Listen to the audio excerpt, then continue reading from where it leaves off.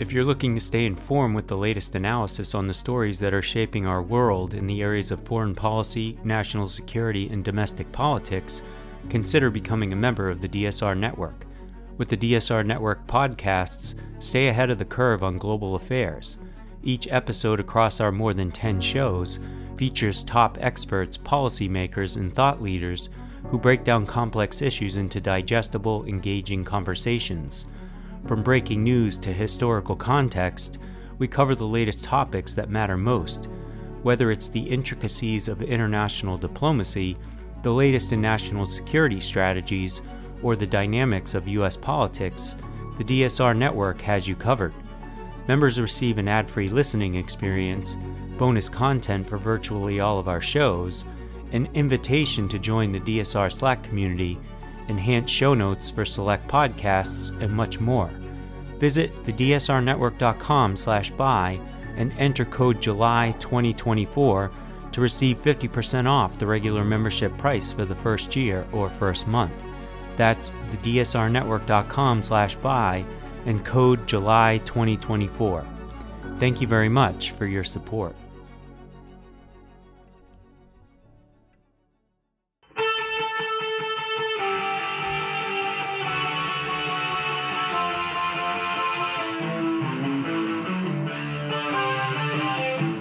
This is the Daily Blast from the New Republic, produced and presented by the DSR Network. I'm your host, Greg Sargent.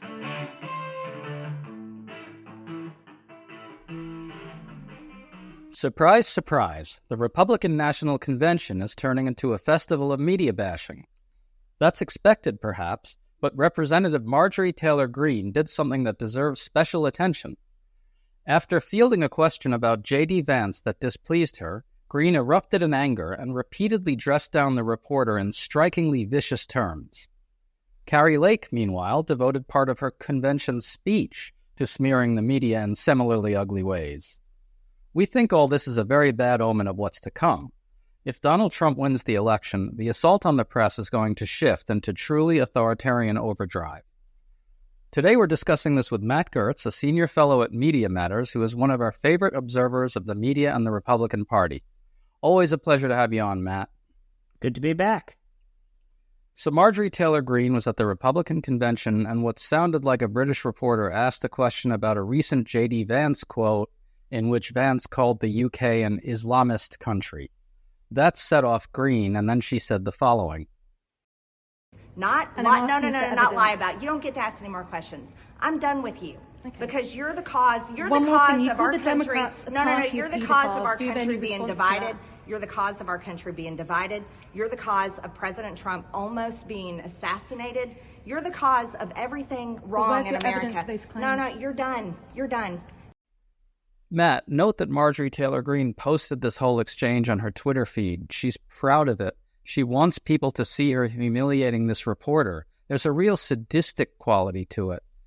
Kari Lake also unleashed this broad attack on the media, blaming them for lying about Trump for years and years. What does all this say? I think what this says is that attacks on the press are really a core part of the Republican Party worldview at this point.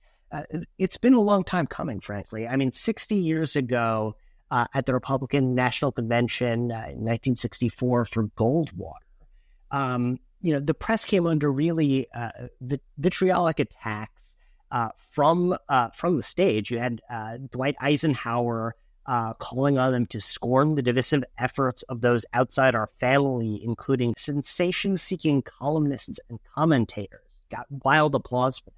At one point, reporters were banned from the floor and actually physically removed from the convention.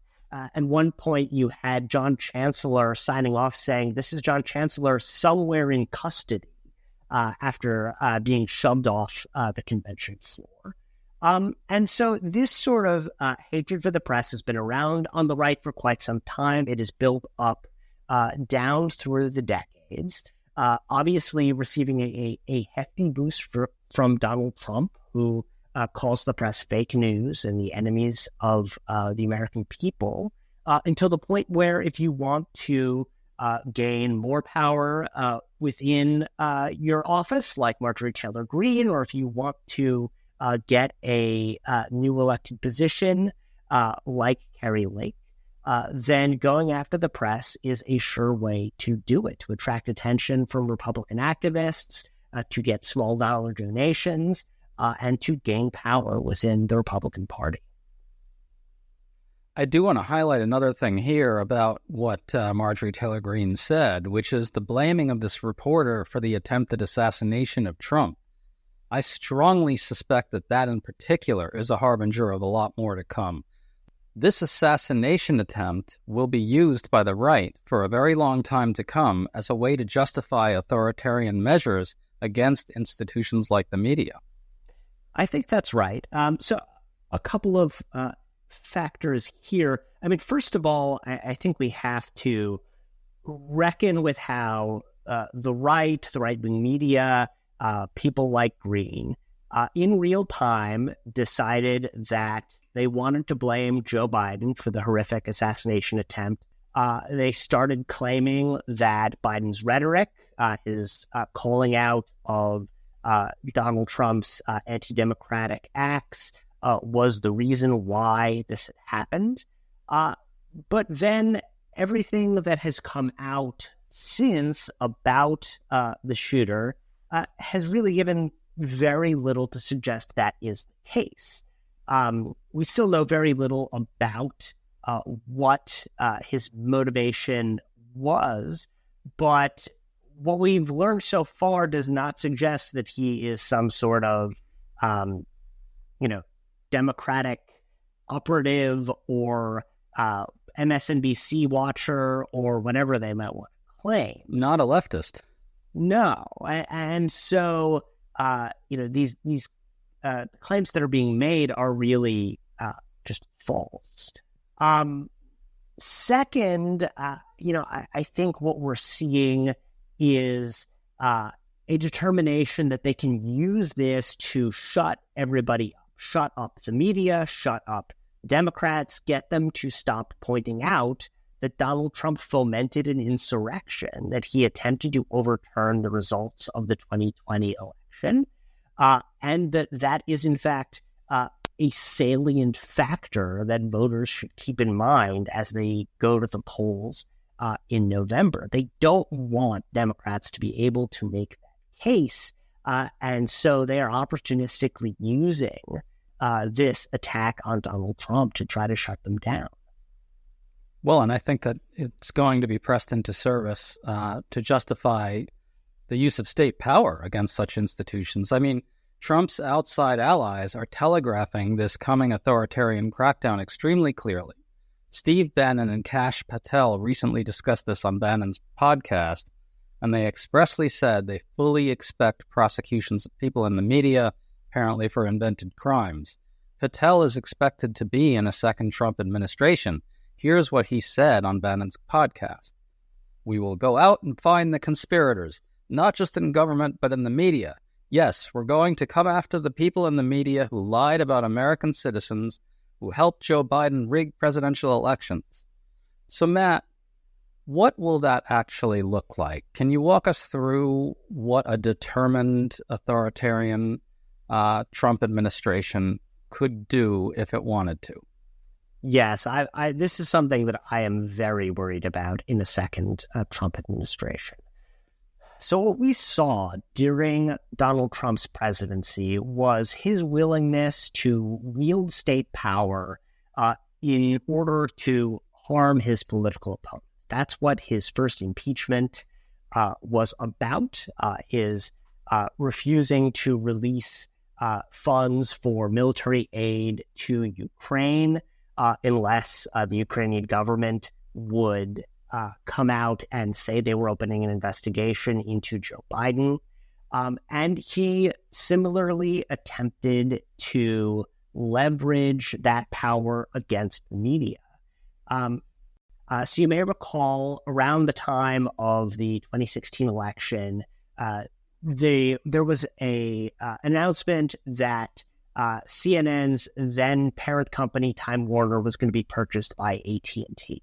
And Donald Trump came out against this specifically because he did not like CNN's coverage of him and his campaign. What's come out since then was that he had actually leveraged government power to try to shut down that merger, specifically because of that coverage. And that at one point, while the merger was hanging in the balance, AT&T's CEO got an unsolicited pitch from Rupert Murdoch, the owner of Fox News, suggesting that he could buy CNN in order to help, quote, get the deal done. So that is a clear case where the power of the federal government was being used to try to spin off a hostile, a critical media outlet to a friendlier ownership structure. This is the sort of thing you hear about Viktor Orban's Hungary. It's something that he did very effectively to build authoritarian power. And Matt, I think it's worth saying that in the first Trump administration, they were really just trying to get this stuff up and running in a kind of haphazard way. If there's one thing we know about the MAGA movement and its kind of leading intellectual lights, if that's the right word for it, it's that they are absolutely determined to figure out how to more effectively use such powers in a second Trump term. So what are you expecting? I expect them to apply even more leverage. I expect them to be unshackled from the few restraints that were placed on Donald Trump from the Republican Party during his term.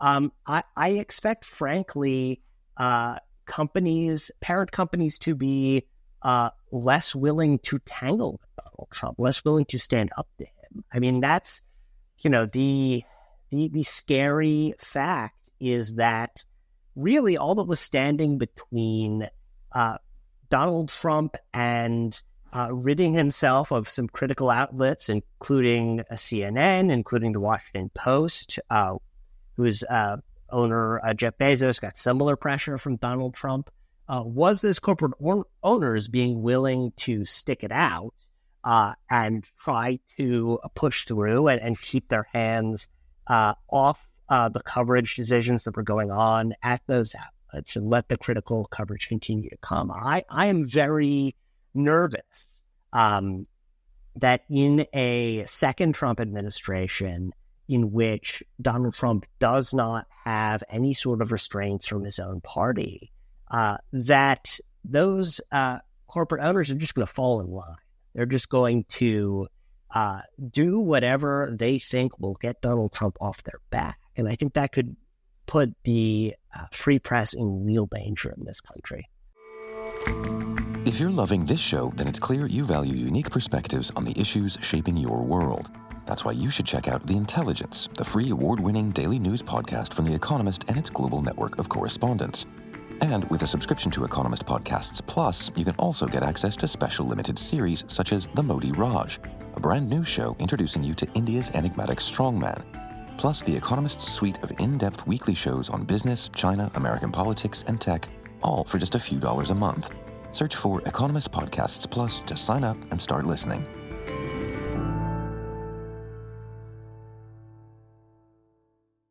I want to bring in another aspect to all this, which is the press is kind of self-muzzling. It bears pointing out that we really do have a very vigorous and robust free press in this country, right? It's extremely accomplished in many ways. The reporting is done at an extremely high professional level. Some of the biggest news organizations just do fantastic work in detailing the authoritarian threat that Trump poses and so forth, and just more generally doing great investigative work. So I think all that in some basic sense continues to flourish.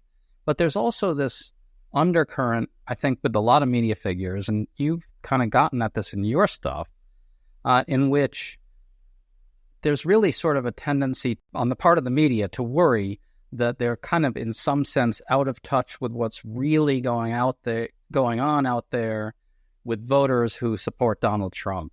And a Trump victory, I worry, makes them kind of more prone to sort of police a little bit and try and kind of back off or ease off with the talk about authoritarianism and fascism and so forth, right? Do you know what I'm saying? Like, I think that could be an element here that actually exacerbates the problem as well.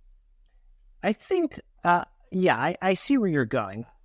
To some extent, what we saw after the 2016 election was a lot of political reporters saying, how did we miss this? What did we do wrong? And if you ask me what the media did wrong, it was too much false balance and excessive coverage of Hillary Clinton's email server, which had no real actual stakes for the electorate in any way, and washed out basically all other coverage in a way that I think probably you could argue was dispositive for the few tens of thousands of voters who swung that election. I agree. That is what not they did wrong. but that is not what reporters ended up deciding was their flaw. I think instead we saw far more thinking that they hadn't given Donald Trump a fair shake, or looking for some sort of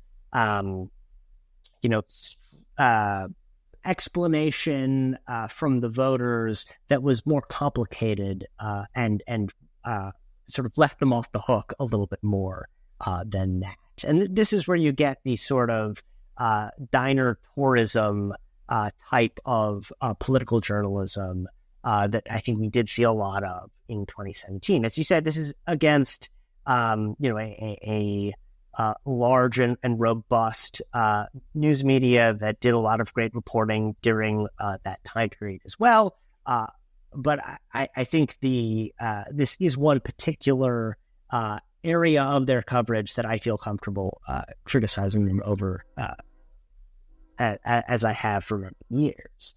And so, I think we could certainly see a revival of that if Donald Trump were to triumph again. A sort of lack of, a loss of confidence of the press in their own intuitions and in their own coverage, and a sort of scramble for how to respond. I want to add to that, though, that put two things together, right? One, an emboldened authoritarian Trump administration, and two, a Trump victory leading the press to worry that labeling stuff as authoritarian is in some sense doing an injustice to the voters who put Trump in office. That, to me, is, I think, the poisonous combination that potentially leads the press maybe, and I'm just really speculating here, maybe to ease off a little in describing the second Trump administration for what it's clearly shaping up to be. And I want to stress that we know what it's shaping up to be because they are telling us. Yes, they are telling us. I mean, Donald Trump has been extremely specific that he plans to crack down on the free press if he's returned to office. Back in November, he did a post to his Truth Social platform. He claimed that MSNBC's coverage of him constituted, quote, the world's biggest political contribution to the radical left Democrats, who, by the way, are destroying our country. He blamed Brian Roberts, the president of MSNBC's parent company, Comcast. He said, and he concluded, our so-called government should come down hard on them and make them pay for their illegal political activity. Much more to come. Watch. So none of this is hidden. None of this is like a secret plan that Donald Trump may or may not have. He has said it openly. He plans to, take authoritarian action against the free press because he doesn't like the coverage that he gets from them. It's very direct. It's very specific. And it is just not in any way hidden. And I think that journalists should expect to see that happen if Donald Trump's victory does come to pass. There actually is a through line from Greene's sadistic outburst at that reporter to this stuff from Bannon and Kash Patel, and to this stuff from Trump. And it's the fabrication of a leftist threat to justify anything in response. You had Greene blaming the media for the assassination attempt, essentially treating it as an accomplice to it, right? And Patel claiming the media helped Biden steal the election from Trump. They're kind of fabricating wholesale this enormous suite of myths and grievances that will be ready at hand to justify whatever they want to do with state power against the enemies of MAGA. The crucial factor here is if you turn on Fox News or the other right-wing cable channels, you go to right-wing online spaces or right-wing YouTube or what have you, you are getting that same message broadcast at you over and over again, 24/7, 365 days a year. I mean, the idea of the all-consuming leftist threat is, very much their core argument. We did a study that we put up yesterday, in response to the fairly over-the-top and ridiculous claims about migrant crime that were happening at the RNC. And we had found in the first 6 months of the year, we had found 998 segments on Fox News alone, weekday segments, about so-called migrant crime. And that is the sort of thing that incites the Fox viewership. I guess they would not be doing it if they didn't think that there was a strong audience response to it. And the argument that they're making is more or less literally that Joe Biden has blood on his hands, that he's importing all of these brown foreigners to, rape and kill your daughters. Replace voters. Absolutely. The white nationalist great replacement theory that, J.D. Vance is quite fond of as well. And so, there's this simultaneous action happening where they argue that any criticism they receive is a danger to them, while simultaneously branding their political opponents as would-be genocidaires. It's really quite striking and nerve-wracking, frankly. Indeed, and to add to your point, I think this kind of stuff from Fox that you're talking about, this kind of relentless drumbeat of enemy inflation, I guess you could call it, and also Marjorie Taylor Greene publicly dressing down a reporter in sadistic terms and saying that one person is to blame for the assassination of Trump. I think what that stuff does potentially is awaken in the MAGA base a desire to see state power used against the enemies of MAGA. And I don't know what happens if and when there's any kind of resistance to that. I think that they're going to actually feel like they've got to go through with it. And Matt, I think it's also worth stepping back and putting this all in even broader context. The Supreme Court just granted presidents immunity for certain types of official acts. Judge Eileen Cannon just dismissed one of the prosecutions of Trump. Both those decisions put off until after the election the two federal prosecutions against Trump, one for inciting insurrection and the other for stealing national security secrets, both incredibly serious cases. With this kind of grant of immunity, Trump will feel emboldened to use the state to go after the media in even more corrupt ways. One by one, our institutions are being brought to heel. That's how I see it right now.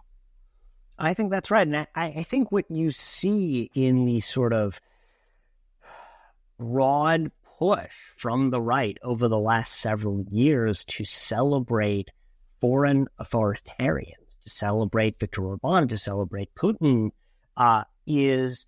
they're building a consensus around that sort of autocratic rule. And I think very much planning to import it here to the United States. And that's why I think things like this from Marjorie Taylor Greene are important to focus on. I mean, this was, authoritarian politics to the max. This kind of upbraiding, this kind of public humiliation of one person in front of big audiences, which she achieves by posting it on Twitter proudly. In her tweet, she made sure to put in that she was blaming the reporter for the assassination attempt. I think this stuff, it's easy to laugh at it. Marjorie Taylor Greene's very easy to ridicule, but it really captures something very dark about where they're going here, in my view. Yeah, I mean, she is easy to ridicule, and yet in that clip, you have her basically saying she was vetting J.D. Vance, and, you know, in that way, her brand of extremism is moving closer and closer to the center of power in the Republican Party. And that, I think, is a great concern. Absolutely. Well, Matt Gertz, it's always a pleasure to talk to you, man, even if it, ends up in some pretty terrible places. Always good to be here. You've been listening to The Daily Blast with me, your host, Greg Sargent. The Daily Blast is a New Republic podcast and is produced by Riley Fessler on the DSR Network.